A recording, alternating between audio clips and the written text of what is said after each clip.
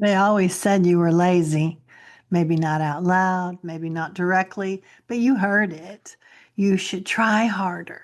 You're not applying yourself. You're capable of so much more. If you just focus, you learned early that rest was suspicious, that easy meant you weren't serious, that productivity was proof of worth. And now you choose unschooling. And suddenly, that old word creeps back in lazy. When your kids lay around on the couch all day, when learning looks relaxed, when a day unfolds without visible output, and that voice doesn't whisper, it says, "You're ruining them. This is irresponsible. Other families are doing more. You're setting them up to fail." And sometimes the harshest version says, "You're just calling this unschooling because you don't want to do the hard work." And none of those things are true.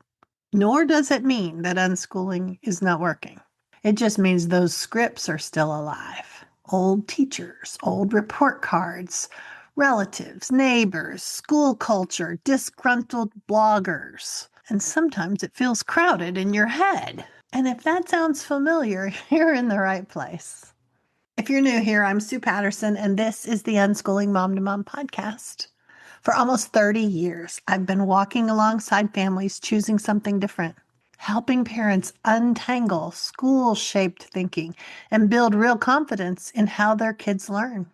Each week, I share short pep talks and perspective shifts to help you keep unschooling ideas in the front of your mind, especially when real life tries to push them to the back. Now, let's talk about why those voices don't disappear just because you're not in school anymore, just because you're an adult now. When we first step away from school or traditional homeschooling, we're usually intentional.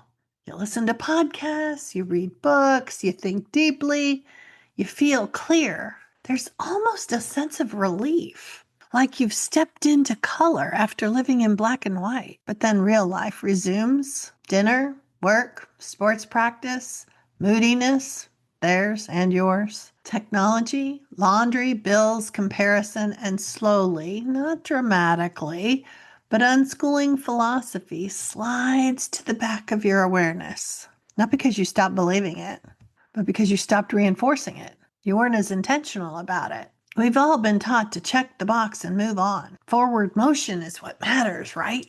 And while all that is happening, those old scripts are still there.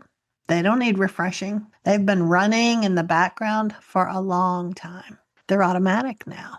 So when you're tired, which voice is going to feel stronger? The one that's been rehearsed the longest.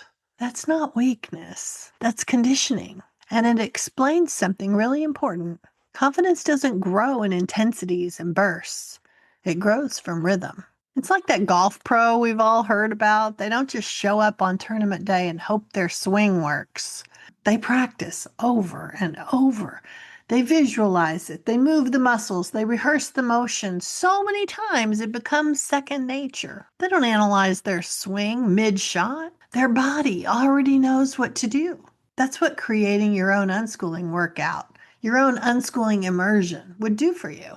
You come back to the ideas, rehearsing them, letting them move through your thinking often enough so that when doubt shows up, you don't spiral.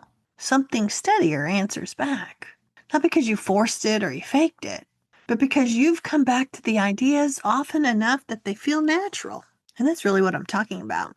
We're not going to go into this with blind optimism or pretending that these critics haven't taken up permanent residence in your brain. We're going to add a new kind of repetition because real life is loud and distracting. And if you don't keep returning to something steadier, those old scripts naturally move forward again. They're not going to wait their turn. They'll just start talking, questioning you, and predicting disasters. Sometimes they're really harsh. Sometimes they sound like your own voice, but so much sharper than you would ever speak to someone else. Now, we can't erase those voices, but we don't have to let them dominate the conversation. And we can add another voice into the mix. Mine. A voice with experience, with confidence, elbowing my way in. And sometimes taking the bullhorn away from the meaner ones. Not by fighting them, just by being there often enough that when doubt starts to speak, you hear me too. That's the difference. Sometimes it simply means reminding you of something you already know, but forgot in the rush of the day. That's the point. We won't eliminate doubt, but we'll make sure it's not the loudest or the only voice in there speaking to you. You could go back and listen to a podcast today. Next month marks 5 years of these 10 or 15-minute pep talks. There's a lot there. You could press play while unloading the dishwasher or while you're waiting in the car or walking the dog. Pair it with something you already do and let it become a new habit, part of your rhythm. That'll work. But I also know this. When you're busy, you don't always remember to push play. Sometimes you're just too mentally full to go searching for reassurance. So that's why I created Creating Confidence Daily. Not because you need more information, but because you need reinforcement. 3 or 4 minutes, right where you are. Sometimes it's an audio from me. Sometimes it's affirmation cards. Sometimes it's a small shift in perspective or something practical to notice with your kids that day. It's small on purpose. Because it isn't about overwhelming you. It's about making sure that something else shows up before the old script does.